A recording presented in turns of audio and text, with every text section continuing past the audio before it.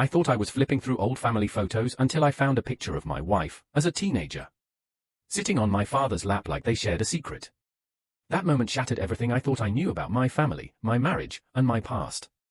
I was sitting in the kitchen flipping through an old photo album when everything changed. It was my dad's birthday. He passed away 2 years ago, so my mom thought it'd be nice to honor him. She brought out this dusty binder filled with pictures I hadn't seen in decades. I wasn't expecting anything except maybe some bittersweet memories. But I should have known better. Nothing about my family was ever simple. That's when I found it. A photo I'd never seen before. It was from the summer of '94. I would have been around 10. In the picture, my wife, Julia, then just a teenager, was sitting on my dad's lap at a backyard barbecue. His arm was around her in a way that didn't look right. Not grandfatherly. More like possessive. Intimate. My stomach twisted. I flipped the page. There were more. Pictures of her helping him grill, laughing, sneaking away behind the garage. One where he was kissing her on the cheek, and she was holding his hand. I closed the album and stared at my mom. "Did you know Julia back then?" I asked, trying to keep my voice even. She froze. Her eyes darted from me to the photo album, then back. "Oh, well, she and her parents lived a few blocks over. You probably don't remember. They moved away for a few years." She was lying. I knew her tells, too fast to answer, too slow to blink. I didn't push. Not yet. That night, after Julia went to bed, I couldn't stop thinking about those pictures. I went into the garage and pulled out an old box of VHS tapes. My dad used to film everything. Birthdays, holidays, barbecues. I found one labeled Summer '94, Barbecue. My hands were shaking as I popped it into the dusty VCR. There she was. Julia, 14 or 15, in cut-off shorts and a loose tank top, laughing as she grabbed a beer from the cooler, my dad right beside her. The footage was shaky, zooming in on her legs, her chest. Then it cut to her sitting beside him while he rubbed her back. She leaned into him like it was the most normal thing in the world. Like they'd done this 100 times before. I couldn't breathe. The rest of the tape was static. I fast-forwarded, rewound, watched again, hoping I was wrong. Maybe it was innocent. Maybe I was reading into things. But deep down, I knew I wasn't. Julia had always been quiet about her teenage years. Said she moved a lot, didn't like talking about her past. I thought it was trauma, maybe bullying or some family drama. Never in a million years did I think this. I confronted my mom the next morning. "You knew Julia before I ever met her, didn't you?" She hesitated, then nodded slowly. How long were they? I couldn't even say the words. She sighed and sat down, suddenly looking much older. It started when she was 13. "Your father, he was charming. Manipulative. She didn't have anyone. Her parents were a mess. He offered attention. Guidance. You knew," I whispered. "All these years, you knew, and you let me marry her?" "I tried to stop it," she said quickly. "But by the time you met her again, you were both adults. I thought it was over. I hoped it was over. And when you two fell in love, I didn't want to ruin that." I backed away like she'd slapped me. My hands were trembling. "So you kept this from me for 30 years? Let me build a life with someone who slept with my father?" Her eyes filled with tears. It wasn't like that. She was a kid. He groomed her. I felt like I was going to throw up. I left the house and drove for hours with no destination. Every memory with Julia played back in my head, our first date, our wedding, the birth of our daughter, and now every one of them felt stained. False. That night, I didn't come home. I parked in an empty lot and slept in the car, clutching the old VHS tape like it was a bomb. Because that's what it was. It had already gone off in my head. And I had no idea what I was going to do next. But one thing was clear, the woman I married, the woman I thought I knew, had a secret with my father. And my mother had helped them keep it. And I was just starting to peel back the first layer. I didn't go home for 3 days. I told Julia I had a work emergency in Denver. I just needed time to think, to breathe, to figure out whether my entire life had been built on a lie. I stayed in a motel 2 towns over, barely ate, barely slept. I must have watched that tape 20 times. The way my dad looked at her. The way she smiled back. That wasn't a child being manipulated. That was a girl who knew exactly what was happening. And I couldn't decide what hurt more, that my father had done this, or that my wife had gone along with it. By the 4th day, I finally went home. I felt sick the moment I pulled into the driveway. Julia's car was there. Lights on in the kitchen. I sat in my car for 10 minutes before I worked up the courage to go inside. She was washing dishes, like everything was normal. Smiled at me. "Hey, you're home early," she said. "How was Denver?"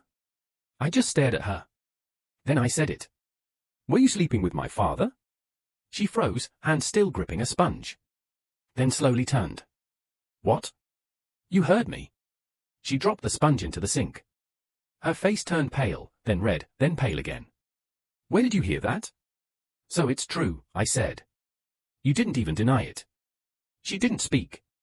Just leaned against the counter, her arms crossed like she was holding herself together. I pulled the tape from my jacket pocket and set it on the counter. I saw it. "You and him. You were what, 14? Her eyes welled up instantly. "I was 13, she whispered. Something inside me cracked. "And it went on for how long?" I asked. She hesitated. "Until I was 18. 5 years. 5 years of sneaking around, of my mom knowing, of nobody doing a damn thing to stop it." "I didn't want you to find out," she said softly. "That much is obvious." She stepped closer. "It wasn't like that, okay? I know how it looks, but your dad, he made me feel seen. I was just a kid from a broken home. He made me feel special." My fists clenched. "You were a child, Julia. And he was a grown man. My father."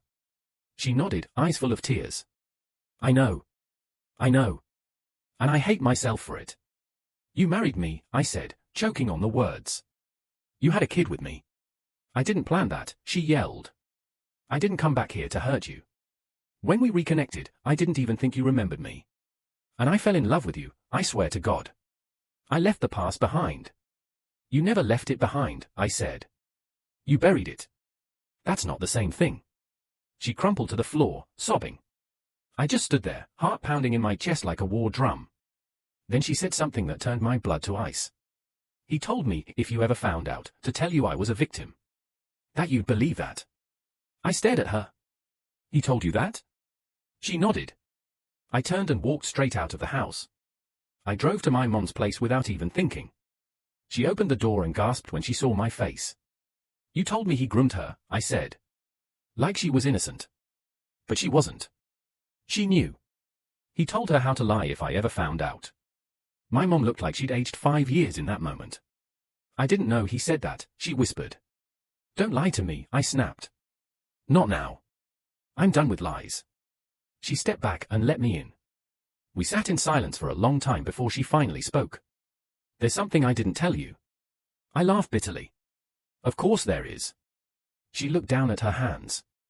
"You weren't supposed to be born." I blinked. "What?" She wouldn't meet my eyes. "You were a mistake. Your father didn't want more kids. He resented me for getting pregnant. And the year you were born was the year he met Julia." My stomach flipped. She finally looked up. "I thought if he had you, he'd stop. But he didn't. He just got better at hiding it. 30 years of secrets. Of manipulation. Of rot buried under family dinners and photo albums. And now, the cracks were wide open. And I wasn't sure I'd survive what came next. The handwriting was unmistakably hers. Julia had always written her Y with an exaggerated loop at the end, and every lowercase I had a little open circle instead of a dot. My fingers trembled as I opened the letter. The paper felt fragile, like it would disintegrate if I breathed too hard. It was dated July 23, 1997. I would have been 13. She would have been 17. "Dear Noah, I know I'm not supposed to write this. I know your dad said it would be dangerous. But I can't stop thinking about you. You're the only reason I still come to that house. You probably don't even remember me, but I remember you. I remember how you followed me around the yard and asked me to marry you like a little prince. You said you'd build me a treehouse so we could live in the sky. It made me cry later, after I got home.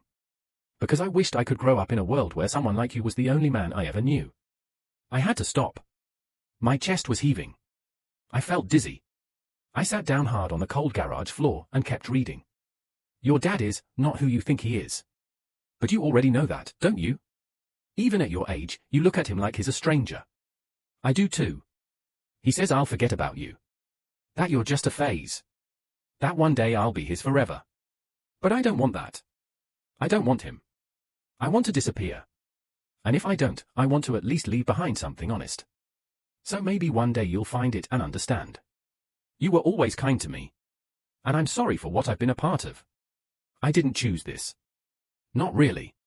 If I had a choice, I'd run away and find you 10 years from now. When we're both grown. And maybe we could start over.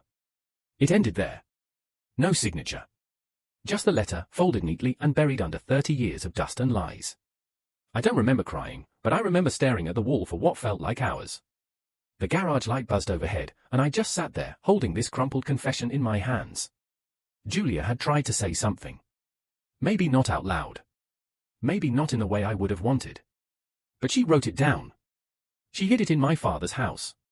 She left breadcrumbs. And my father must have found it. He must have read it.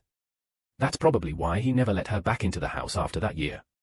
Why she disappeared until college. All these years, I thought I chose her. But maybe she chose me first. And then let him win anyway. I took the letter back into the house. Julia was sitting on the floor in Harper's room, watching her sleep. She looked up when I walked in. I found your letter, I said. Her eyes widened. Her mouth parted, but no sound came out. You left it in the garage, I said. Dated 97. I thought he burned it, she whispered. He didn't. Tears filled her eyes. I meant every word. I didn't answer. I just handed it to her. She held it like it was radioactive. You loved him, I said. And you hated him. And you loved me. And you didn't know what the hell to do with any of it. She nodded slowly. So you buried it, I said. And hoped it wouldn't come back. She looked down at Harper. I thought I could be normal, she said. That if I pretended hard enough, it would all go away. And for a while, I believed it had. I looked at my daughter. She deserves better than this. She does, Julia said. So do you. I stood there for a moment. Then I said, tomorrow, we tell her we're separating. Julia nodded without protest. And after that, I added, I want to talk to your mom. She looked up in confusion. Why?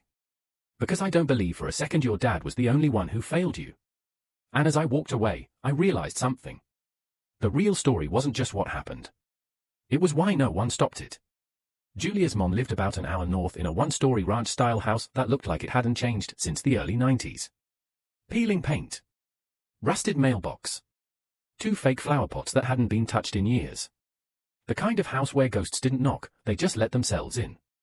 I texted Julia the night before. Told her I was going up alone. She didn't argue. When her mom opened the door, she looked surprised but not shocked. Like somewhere, in the back of her mind, she knew this day would come. Noah, she said. It's been a long time. Yeah, I said. Can I come in? She hesitated, then stepped aside. The living room smelled like old carpet and cigarettes. I sat on the plastic-covered couch while she poured 2 glasses of iced tea. It was 10 in the morning. I didn't touch mine. I need you to be honest with me, I said. She raised an eyebrow. About what? You know what. She sat down slowly, exhaled like she was preparing for surgery. Julia told you, she said.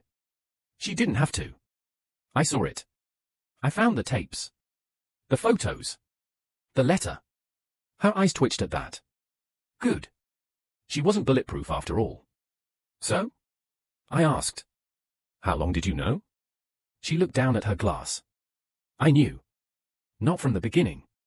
But eventually, yeah. I figured it out. And you did nothing. I had no proof, she said quickly. And your dad was respected. He had money. Lawyers.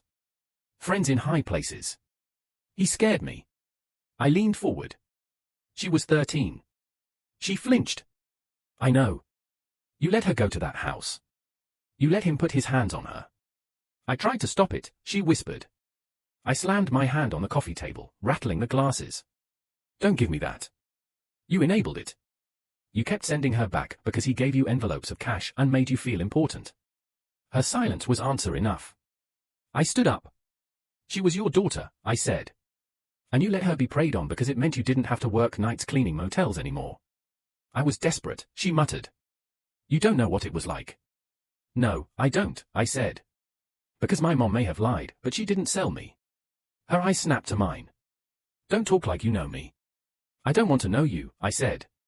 I want you to know that you failed her. And you don't get to pretend you didn't. She didn't argue. Just looked away, tears filling her eyes, but never falling. I left her sitting there, tea untouched. On the drive home, I kept thinking about what kind of world creates people like my dad, and what kind of people let him thrive. Julia had been a victim. That was clear now. But she was also someone who buried truth so deep, it festered. And part of that truth was because her own mother was willing to barter her for comfort. When I walked into the house, Julia was waiting at the kitchen table. You went, she said. I nodded. She knew. I figured. She didn't deny it, I said. Didn't even try. Julia looked down. I used to pray she'd stop it.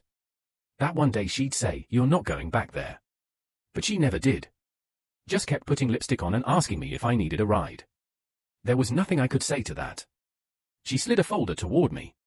Inside was a separation agreement, already signed. I called a lawyer, she said. You can have the house.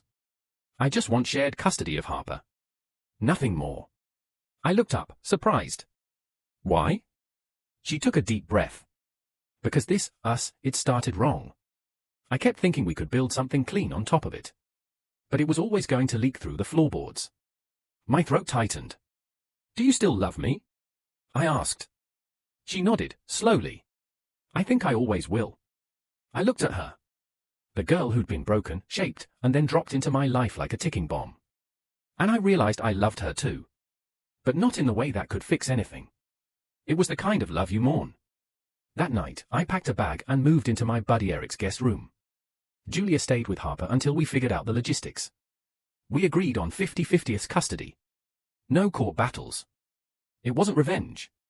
It was mercy. And part of me wondered if that made me just like my mom. Eric didn't ask questions. That's what I loved about him. He just handed me a spare key, pointed toward the guest room, and offered me a cold beer. The man barely flinched when I dropped my bag and said, my wife used to sleep with my dad when she was a teenager. He just nodded slowly and said, kitchen's on the left. Bathroom's down the hall. I didn't sleep that night. I lay on the creaky mattress staring at the ceiling fan spin like a slow-motion clock, every rotation dragging me further into the past. I kept thinking about Julia's letter, the photos, that awful tape. But worse than any of it was a memory I hadn't thought about in years. I was 12. It was late summer. Julia had come over for dinner with her parents. I remember walking into the hallway and catching her in the den with my dad. He was standing behind her, both hands on her shoulders, rubbing them like he was coaching her through something. She had her eyes closed. I remember freezing. Watching. He looked at me. And smiled. Hey champ, he said. Go grab your mom. We're about to eat. I hadn't thought about that night in decades. But now, I couldn't stop seeing it. That's when I realized I'd always known. Some part of me did. Maybe not in words. But in feeling. In the way my stomach turned every time Julia and my dad hugged too long. Or how he always found a reason to talk to her alone during holidays. And the worst part? I did nothing. Because I wanted the fantasy. The happy family. The perfect marriage. The dad I could finally forgive. Eric knocked on my door the next morning holding coffee and a protein bar. You want to talk about it? He asked. No, I said. But I need to. So I told him everything. From the moment I found the photo album to the night I found Julia on Harper's bedroom floor. He didn't interrupt once. When I was done, he let out a long breath and said, that's the lot. Yeah. What do you want now? He asked. I didn't answer. That question had been echoing in my brain for days. What do I want?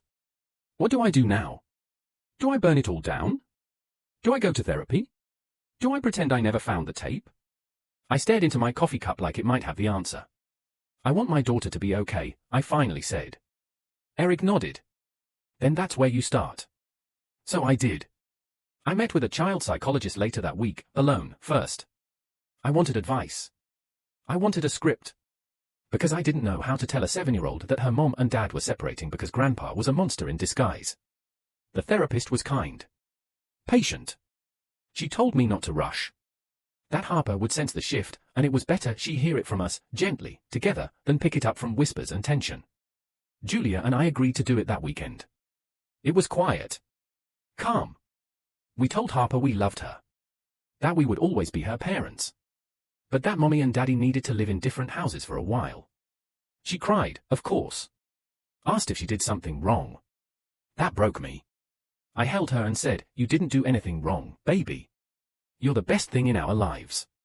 That's why we're doing this the right way." She hugged me so tight my ribs hurt.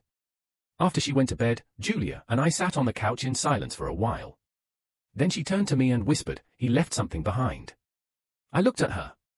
"Who?" "Your dad." She got up and came back with a small wooden box. One I'd seen 1,000,000 times in his study. She placed it on the table and pushed it toward me. "I think you should see what's inside." I opened it. Inside were letters. Dozens. All in my father's handwriting.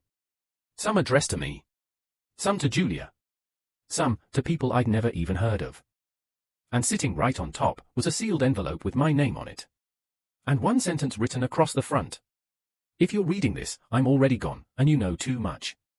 I just stared at the envelope. It was thick, the paper yellowed slightly at the corners. My dad's handwriting was unmistakable, neat, sharp, almost mechanical. I used to admire that handwriting. Now it felt like looking into the eyes of a stranger. Julia didn't say a word. She just sat there, watching me process. I picked up the letter addressed to me, my name scrawled across the front, and turned it over in my hands like it might bite. "You haven't read it?" I asked her. She shook her head. "I didn't want to. I figured if he left something for you, it should be yours." I nodded slowly and opened it. The paper crackled as I unfolded it. My heart pounded so hard I could feel it in my neck. "Noah, if you're reading this, it means one of two things. Either I'm dead, or you finally went digging. Part of me hoped you never would. But another part of me always knew you might.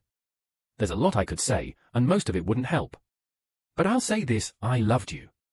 In my own way. You were always more like me than you realize. You've probably found the old tapes. The photos.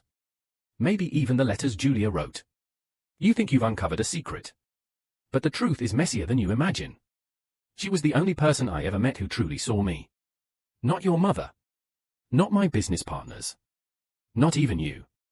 Julia understood what it was like to be invisible. And we needed each other in ways neither of us could admit at the time. Yes, it was wrong. I've never denied that, not to myself. But it was real. And I think you know that too. That's what's eating you, isn't it? I dropped the letter onto the table and stood up so fast the chair nearly fell backward. "Are you kidding me?" I said, my voice cracking. Julia flinched. "What did he say?" "He's romanticizing it," I snapped. "He thinks what he did to you was love. He says I'm like him." She looked at me, her face pale. "You're nothing like him." I paced the room, hands on my head. My whole body was shaking.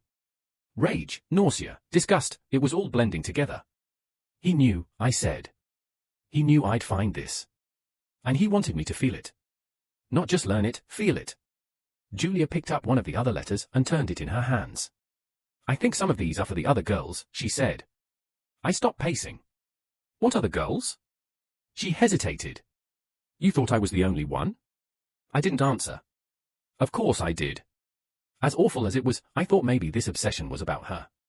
That he was broken, yes, but maybe it started and ended there. She slid the box toward me. "You should read them." I didn't want to. I truly didn't. But I sat down again, reached inside, and grabbed another envelope. This one was addressed to someone named Mandy. "Mandy, you had the wildest laugh I've ever heard. You wore it like armor, and I loved cracking through it. You were light. And I was drawn to it. I'm sorry I couldn't protect you from what came next." That's where I stopped. There were at least 8 more envelopes with women's names. I felt sick. Was he ever violent? I asked Julia, quietly. "No," she said. "But controlling?" "Always." I nodded. And then, without thinking, I did something I wasn't proud of. I took every letter, every photo, every tape, and threw them into the fireplace. Julia didn't stop me. She just stood there, arms crossed, tears in her eyes, as we both watched it all burn. The smell of ash and secrets filled the room. When the last page turned to black, I finally exhaled. It didn't feel like closure. But it felt like something. Later that night, I sat on the edge of Harper's bed and watched her sleep. Her chest rose and fell so peacefully it broke me. "I'm going to protect you from all of it," I whispered. "Every last piece." And in that moment, I made a silent promise. The cycle ends with me. 2 days later, my mom showed up unannounced. I opened the door to find her standing there with a Tupperware full of baked CT and a look that said she hadn't slept in days. Her eyes went straight to the fireplace behind me, like she already knew something had been burned. "I thought you might want dinner," she said. I didn't move. "You could have called. I wasn't sure you'd answer." I stepped aside and let her in. We sat in silence for a bit. Me nursing a lukewarm coffee. Her fidgeting with the edge of a napkin like it had answers. "I heard you found his letters," she said finally. I nodded. "I read mine. Burned the rest. I figured." There was a long pause. "I enabled him," she said, just above a whisper. I looked up. "All these years, I told myself I was protecting you. That if I just kept the peace, we could all survive him. But it wasn't peace. It was silence. You let him hurt people," I said. "People who were supposed to be part of our family." She wiped her eyes. "I know. And every time I see you now, I realize how much I let you down." I didn't answer. Because there was nothing else to say. She took a deep breath. "Do you remember when you were 9, and we took that trip to the lake? Just you, me, and him?" "Yeah," I said, stiffly. "He taught me how to bait a hook. He wanted Julia to come." I froze. "What?" "She was supposed to come with us. He had it all planned. Said she needed a break from her family. But I got suspicious. He got angry when I said no. We fought about it for days." I stared at her. "You never told me that." She nodded slowly. "It was the only time I ever stood up to him. And it terrified me." I shook my head. "And then you went right back to pretending nothing was wrong." "I was tired," she said. "And selfish. I wanted to believe if I ignored it long enough, it would stop." We sat there in silence, the air thick with guilt neither of us knew how to release. "I filed the separation paperwork," I said. She blinked. "So it's official?" "Not yet," I said. "But it will be." She nodded. "How's Harper taking it?" I hesitated. "She's okay. Confused. But okay. She doesn't know the real reason?" "No," I said. "And she never will." She looked relieved. "That's probably for the best." I clenched my jaw. "Maybe. But it doesn't feel like justice." She placed a hand on mine. "There's no justice for this, Noah. There's just survival. And trying not to repeat what we lived through." That hit harder than I expected. She stood to leave, then turned back. "Do you think you'll ever tell her?" "Julia?" "What?" "That you still love her." I didn't answer. Because I didn't know. After she left, I stood in Harper's doorway again. She was playing on her tablet, legs kicking against the mattress. Just being a kid. A normal, beautiful, innocent kid. I knocked gently. "Hey, sweetheart. Mind if I sit with you?" She smiled. "Sure, Daddy." I sat beside her and watched the game she was playing. Some little animal jumping over obstacles. Harmless, happy stuff. "Did you and Mommy love each other when I was born?" she asked out of nowhere. I froze. "Yeah," I said slowly. "We did. Do you still?" I swallowed hard. "We love you. That's what matters." She nodded, satisfied with that answer. I was grateful she didn't press more.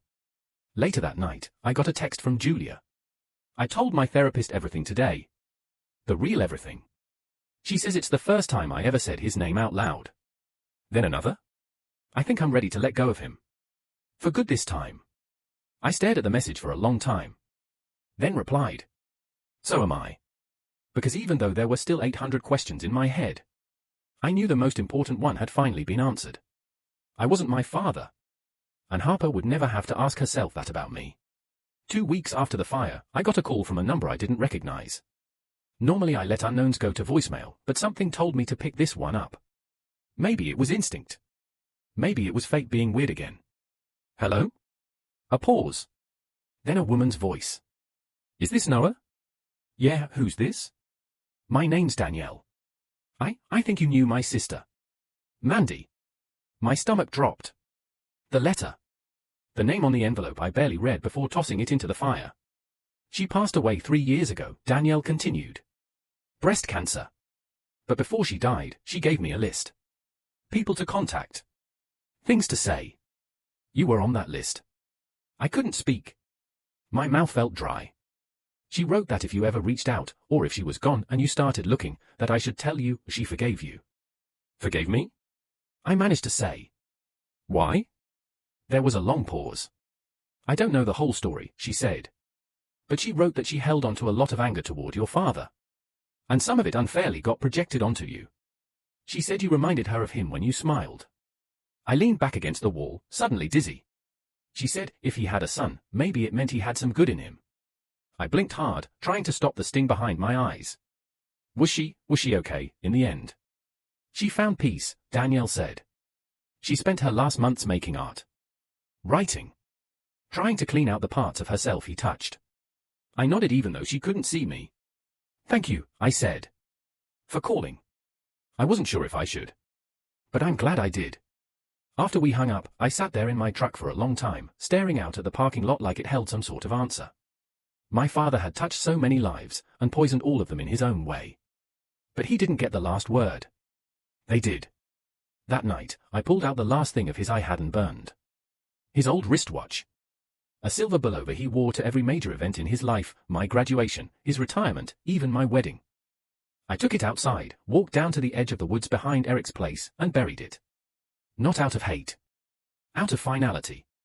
I didn't want any part of him near my daughter. No stories. No heirlooms. No, he was complicated, but he was what he was.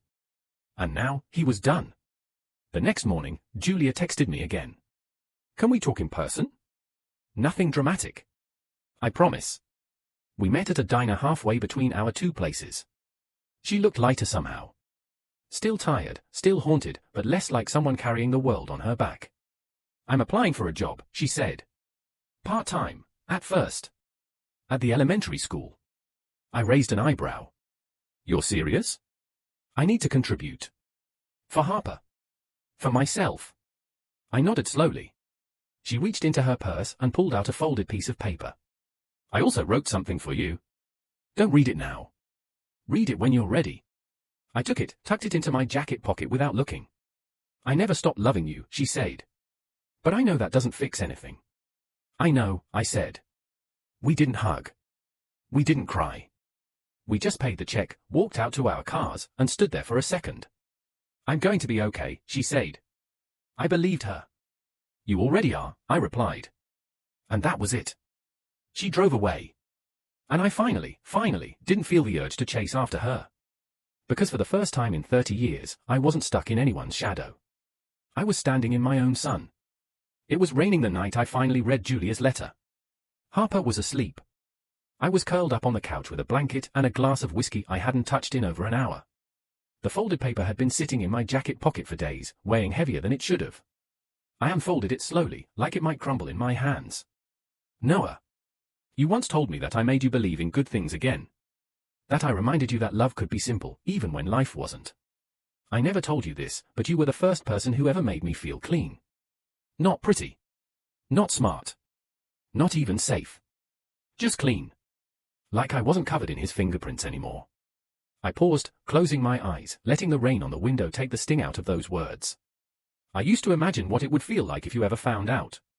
I thought it would be like dying in slow motion. But what actually happened was worse. Because you didn't yell. You didn't run. You didn't hate me. You just broke. Quietly. Like glass under a rug. And I knew then that I didn't deserve the life we built. But I also know this, I loved you. Maybe not perfectly. Maybe not purely. But truly.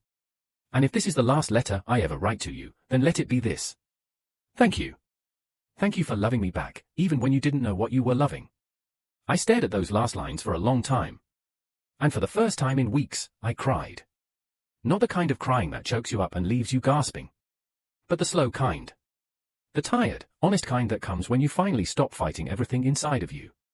I cried for her. I cried for me. I cried for the kid I used to be, who grew up in a house where silence was louder than love. The next morning, I woke up early and drove Harper to school. She held my hand the entire ride. When I dropped her off, she turned and said, "Daddy?" "Yeah, baby? You look happier now." I blinked. "Really?" She nodded. "You don't make that tight face anymore. The one where your eyes get sad but your mouth smiles." I laughed softly. "You're too smart." She grinned and ran off toward the front doors. That day, I decided to call the therapist again, not for Harper this time, but for me. I needed to talk. Not about the past. Not even about Julia. I needed to talk about the part of me that let silence win for so long. The part that confused peace with submission. The part that accepted half-truths and called it family. I wanted to rebuild something real this time. A few days later, Julia dropped Harper off and lingered at the door. "She's doing better," she said. She actually told her teacher she's excited to have 2 houses now. Said she gets 2 snack drawers. We both laughed. It felt easy for once. Julia hesitated. "Can I ask you something?" "Sure."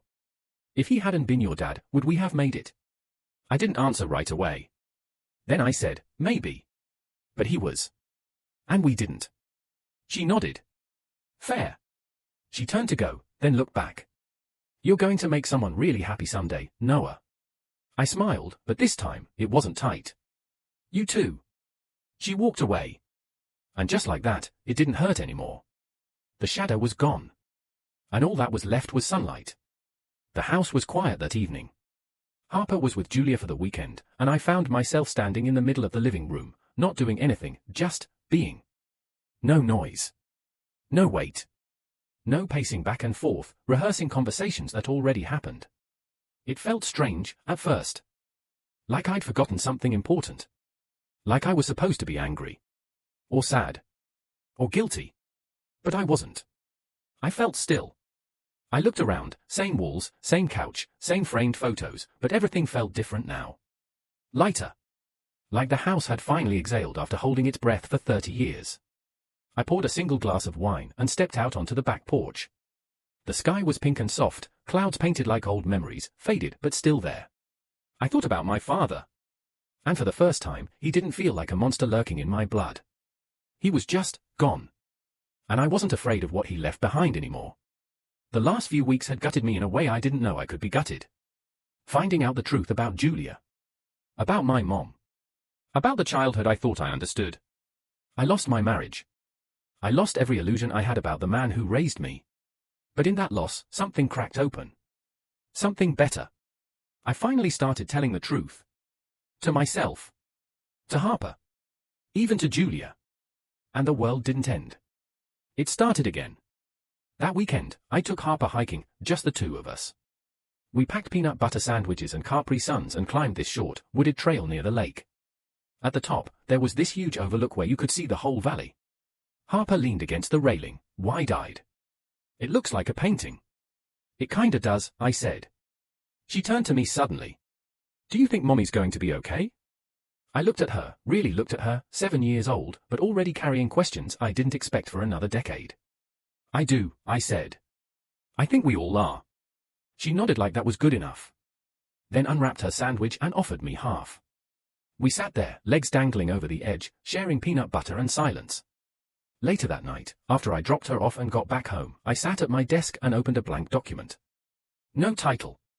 No outline. Just me and the blinking cursor. And I started writing it all down. Not for revenge. Not to expose anyone. Just to remember. And to finally let it go. My father's story ended the way his life did, alone, full of denial, surrounded by shadows.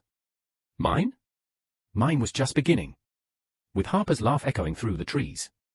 With a heart stitched back together by hard truths and second chances. With the promise that the past could shape you, but it didn't have to define you. So this is where I leave it. Not with a cliffhanger. Not with a punch. Just with peace. I survived the storm. And now I'm building something out of the wreckage. Something honest. Something mine.